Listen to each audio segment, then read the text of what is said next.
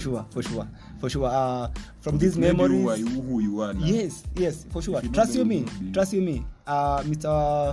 Mr. Were is a great partner to me. You know, once you continue mentioning that name, people will mistake him because they think my father. You have to say Mr. Were. No, not Mr. Were Uma. Mr. Were Uma, of course, as my mentor. Okay. Mr. Wanyama. Mr. Were coach. Joseph of Kamsinga. All right. Yeah. And we've dealt with, he's my business partner now.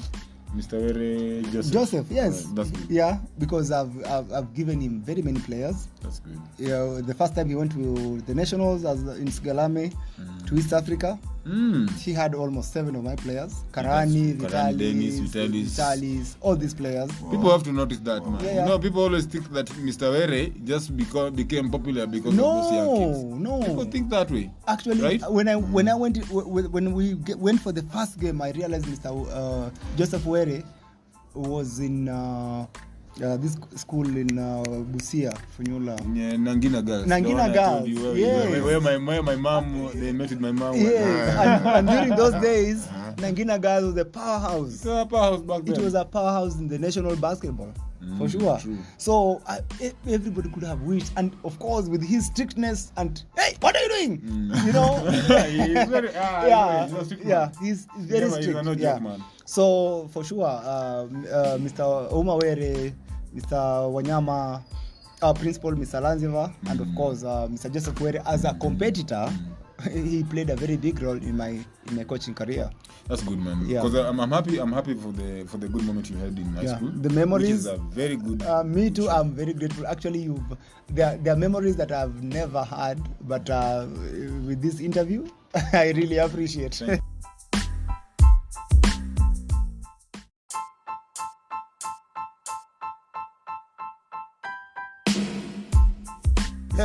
So let me ask you a last question in high school. Yes. So when Friends School Kamsinga beat you guys, that was in Form 3, right? Yeah, in Form 3. So when you are now going to Form 4, did you play again in Kimilili Boys? Of course. I played for Kimilili Boys. We didn't have a strong team. Anthony had left. Anthony Wanjala had left. Paulo Nyango had left. These are our key players. So it was me, Vincent, Ugalimboga, and me. Manoa had left with Anthony, so we had a weaker team. We lost, I think, at the district at the finals. Of course, with Friends School Kamsinga. Okay. And it is done. Once in first term, the games end, it ends from there.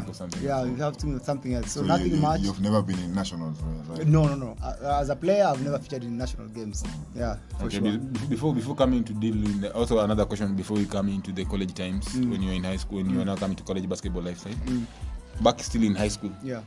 Apart from Kamsinga, was there any other school that used to bring threat, like you see, like another competitive, like Chesamis boys, Kibabi boys, Chesamis boys. Could you remember some particular players that you could mention, at least to shout out to them? Maybe one time we might meet them, and we just let them come to the show, give us the highlights of how they this player actually is my neighbor in Ngong. Right. It's only the name that is going away, but he was an outstanding. I remember when we lost the game that we played Kamsinga the finals. Regional finals. We lost to them. They lost to us at the semi-finals, and he cried. The name is coming and it's going. I remember his name, but and we've met. Actually, is it Alan? No, not Alan. There's a name that is coming. Right. Yeah. We lost. Actually, they lost to us. They lost against us at the semi-finals, and he cried because he was the one who was assigned to Mark Ugalimboga, and Ugalimboga was your like your go-to guy. He was our king. He could play any MJ. Can you give us a before? How did that name come to him? Like ilikujaje yani? Alikuwa anakula Ugalimboga. Not really. It is his presence. His presence. Feel, unajua in ile tuko western ni ugali na mboga. That is all right, I get it. Yeah, like so in Luya way, like ugali mboga, it shows like you are putting your all energy and effort. He stamped the authority. Ugali mboga kwa hapa. Yeah. I get now. Ken Walumbe. I think he's a senior officer. He's a senior officer. He's in police now. He's in we should meet him, man. You will meet him. Okay. He's our neighbor here. Yeah. All right, now, so that was a good time. Yeah. It's good to share. Shared the good memories with the high school moments. I wish I come back to the show again. We share because this is an audio part. Yeah. Once things go well and we get some tools showing how the session is being done with the video part. Yeah. We shall even that thing we are still requesting to the people who have done with us. Same to the guests we will be having. If it can, we can come back again when you're doing it with the video. I'll get you all the photos that we took. God willingly, we shall be happy for that. The photos that we took in high school, they are very memorable. They really mean a lot to me. That's what we do. What we were trying to. We are trying to refresh the memories to every legend that has passed through that lifestyle, the basketball life story. Yes. All right, so we are going now to the second part, which is now the basketball in the college times. Mm-hmm. So how was it? Now, which college did you go in? Like, how was it? Like, how was the transition coming from basketball from high school going to college, and the kind of friends you went along with, and just share a few story. I'll story repeat about what I've said before. Players, anytime you have time in college. In high school, you'll have the best memories, you'll have the best times, you'll have the best competition, you'll have the best pressure, you'll have the best coach, and those people will reflect in your life the rest of the lifetime. After I finished in high school in 2001, I came home. Of course, I think that was more or less end of my career in academics. Because of course my parents died when I was very young. It was my aunt who was supporting me in high school, and of course I really appreciate my aunt for giving me that opportunity. And after that she was like, you know what, son, even I've given my best, so you didn't make it to the cutout to the university, so I wish you all the best. Yeah, so I left high school when I was coming to stay alone. So I didn't have a family backup. Yeah, I couldn't go home because there was nobody at the village. So my sister was like, why don't you come? And I ended up in Kayole. So actually, she's older than you? Yeah, my elder sister. My elder sister was like, I was like, let me go to the village and let me go and do farming. I do something. But she was like, no. Bro, in the city, I think the opportunities and everything is better than the village. So she paid for me my house rent. Actually, in my house in Kayole, I came with my box from high school. I came with my mattress and my blankets and the things that I used to. You mean you started hustling for your own life and your own way after just high school? After high school, when I left. That is in 2001. Yeah, 2001. All right. When I was coming, it was an electioneering period, and she was like, I can get you a house in Kibera, and you do that. So a neighbor told him no, but in Kibera it is political season and people are fighting. In Kayole, even kama unaweza mlipia nyumba Kayole 700, the same thing ungemlipia Kibera. That's how I ended up in Kayole. Actually, I came to Kayole the first time to live in Kayole.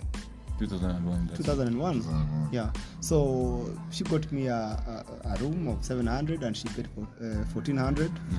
And she was like, there you go, pick up yourself. Yeah. Yeah. And the apple. She wasn't doing good. She wasn't working in a posh place. Yeah. But she was like, yeah, you can do it. I trust in you. So I came, nothing much I could do. Mimi sijui Nairobi. Of course, Nairobi najua. I used to stay with my aunt in Langata. That is a middle class, upper middle class. Whereby unaingia, geti inafungwa, unapita ile geti ya kwanza, ya pili, unaingia, unafungwa, unakula, unaenda, shule ikifungwa, unaenda or something. So I am in ghetto, I'm in Kayole. So I started, my neighbors, kunaenda, unafanya nini? Mimi inakaa hapa. Yeah, okay. So a neighbor was like, mimi natengeneza chemicals, hizi madawa za kuuza za nywele, shampoo nini, mbona nikupea kitu? So I started doing that. That's how I knew Kayole actually. Kayole, so you just grew up because of hustle tu Ni unapata hustle. mtu ana something out of creativity. So unaamka na hizo vitu unaenda unatembeza ma chemicals unauzia mtu jik unauzia mtu nini hivi. So apparently there's a neighbor who was like me went hapa Catholic church kuomba Sunday every morning. I was like na hata mimi shule nilikuwa Catholic, mbona tusiende hapo? So the first Sunday I slept, alienda nendanga mass ya 6. So actually when he came back I was extremely angry at him because we could share a lot with him, and he was like mimi niliona kama umelala. Akasema okay. Hakuniambia. Aliassume tu kama kawaida. Wanaume tu ni kuambia. Neso wajitume. Yeah, the next Sunday it was like mimi nilikuwa by 5 nilikuwa nishaoga nimeshavaa. Unamngoja. Lakini kumbe alikuacha. No, this is the second Sunday. Oh, second Sunday. Yeah. All right. So we went and we went for the mass. It was a very lively mass. It was very active, and one of the guys who was the Oneto Nani altar boys, I think was Oyo. All right. Yeah, he told me. I remember. Yeah. That's the time you guys met. But he didn't touch the time that you guys met in the altar. He just mentioned that you met in court. He was, because he was with his stature and doing all the rituals at the altar. Yeah. I didn't even notice the court when I was entering the... Yeah. You know, once you mentioned your part in your story in episode 1, when you were mentioning like, I met Coach Julian on court, the Whopper. Yeah. Me, I knew you had already now achieved what you had already done in your life. So after you were all academy, doing 1 or 2 things or 3. Even that even. No. Okay. So the mass went on and we finished, and I left the mass, and then I came out and I was like, there's a basketball court. And I'm like, there's a basketball court here.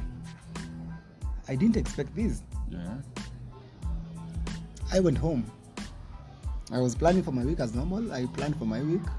After I finished my work, the second day, not the first day, second day, because I think the first after the mass, that Monday, nilipotea nyumba yangu hata sijui iko wapi.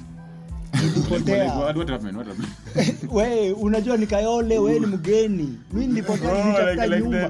Najua unaangalia this physical feature ni hapa. Ina resemble na huko chini. Unapita hapa unaenda unarudi. Unapita unasema acha niende hivi. So the second day after I finished my sales job, I traced my way nikafika Catholic. You just your own self. On myself. Nikafika court. Kaona wasee wanacheza wakascratch, wakafanya.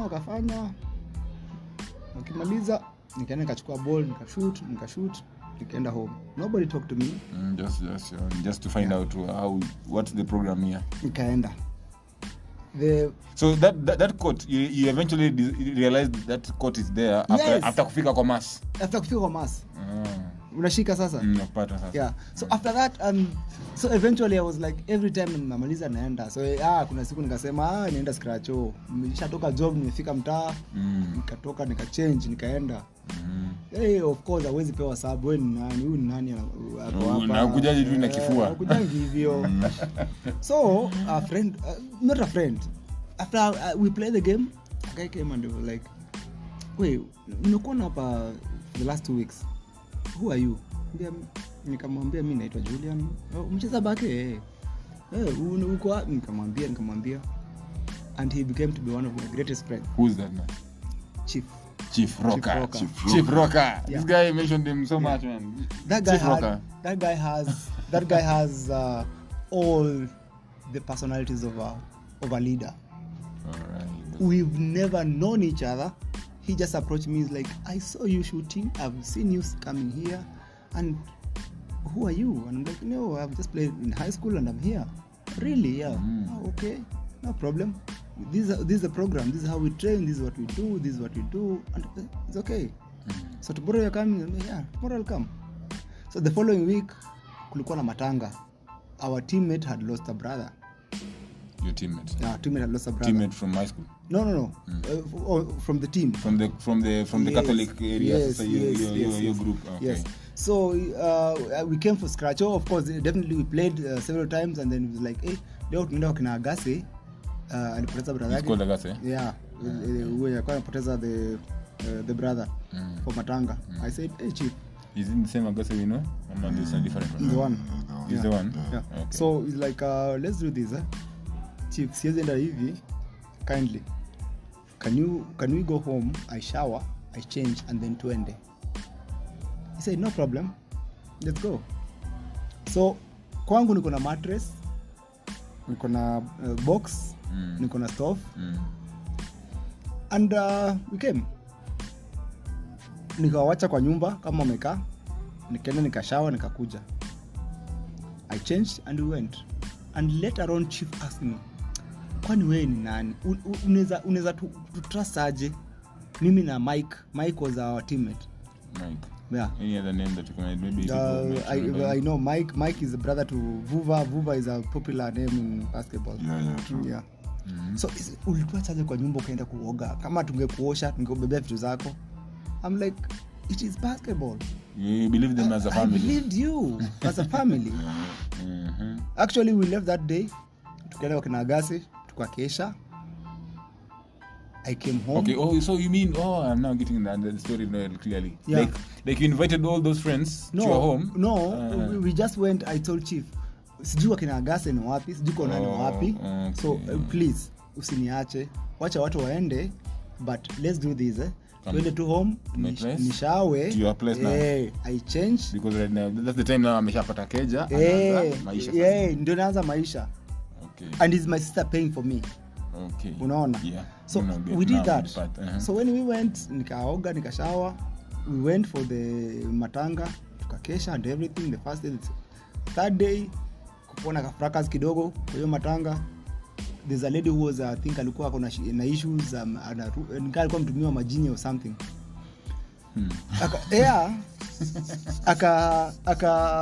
And when you're editing this, make it because alikuwa anaona watu wanapiga nduru. Unajua ile matanga scenario huwa inakuwa. I know.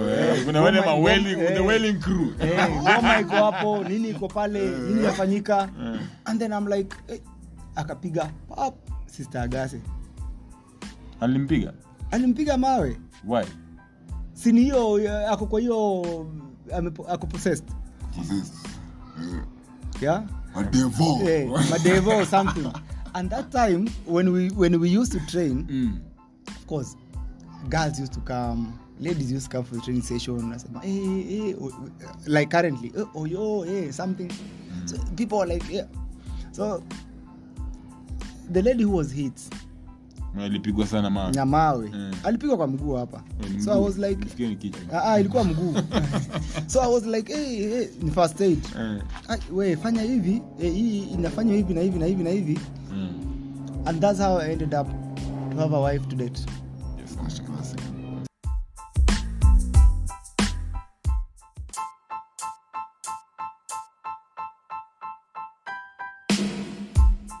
We're talking about cooperative bank. We're talking about not equity. We're talking about there was a cooperative bank and there was a Barclays. There was these great guys.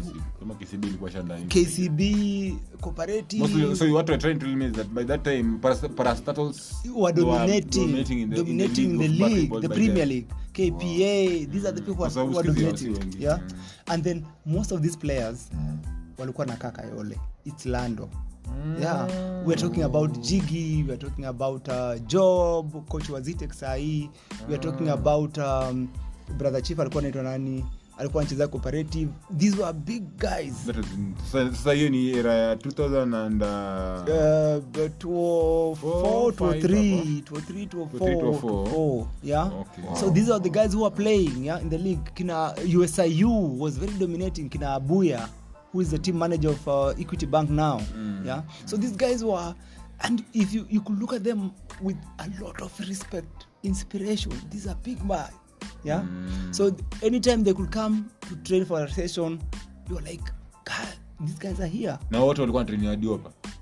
No, Diopa was the only court in Eastlands. Sasa wote wanakama hapo. Of course, kama they are not training, they are here at home. So that's the Rocker Park of Eastland or something. Yes.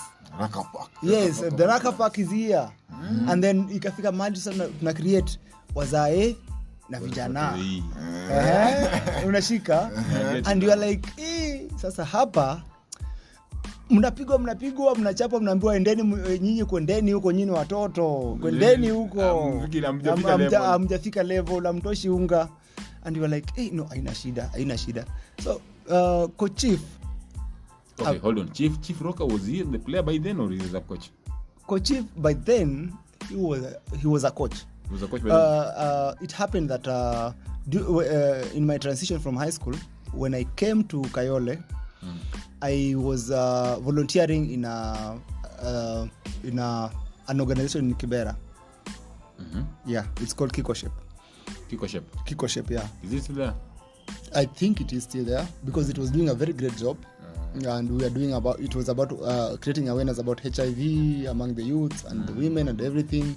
So I could come from here, go down, and we do very many things. And then Coach Chief was with there's this program, there's a sports program naitwa Maisa. Yeah, Maisa. Kangundo Road. Yes, Kangundo Road. So Coach Chief, they were in the department of basketball. So when we met during that time, after my late brother's burial, Coach Chief was like, hey, Coach Julian, you have a lot of information about HIV and AIDS and all awareness, and I have sports.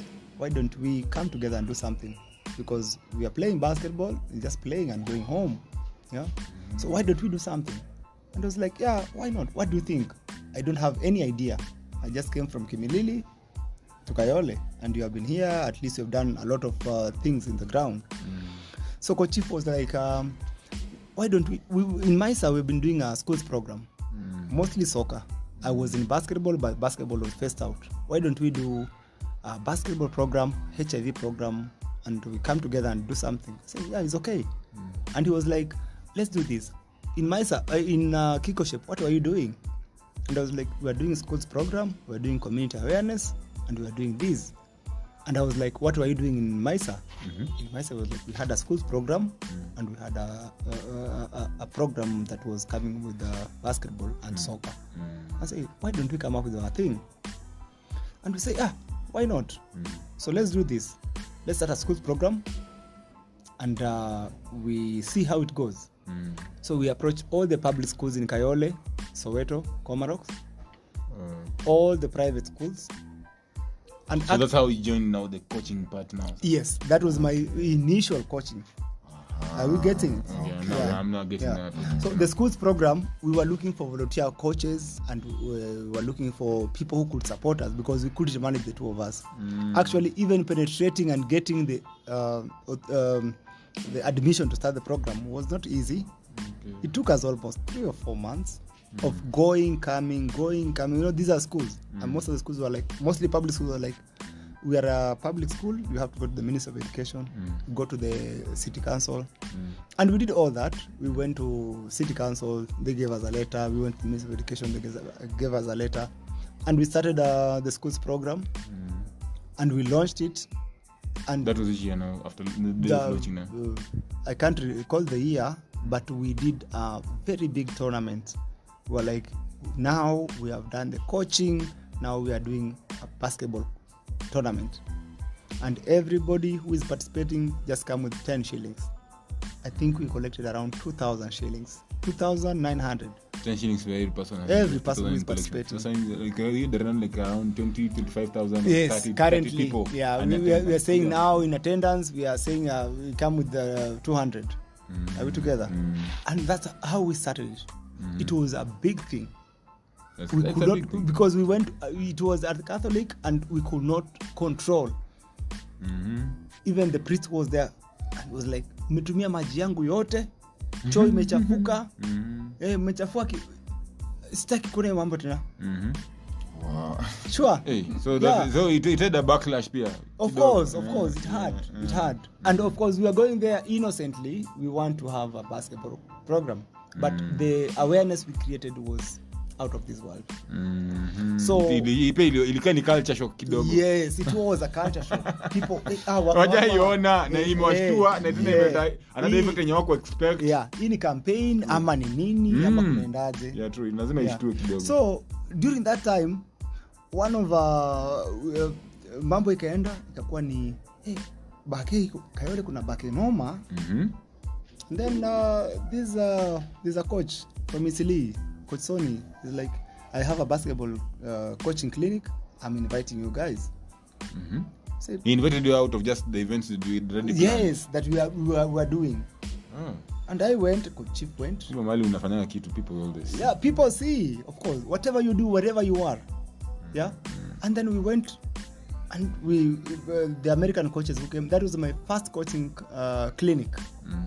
So there was Coach Drew and several coaches who were there, who had come, and we did the coaching clinic. And from there now, we have like 45 coaches. So you have to introduce yourself. Who are you?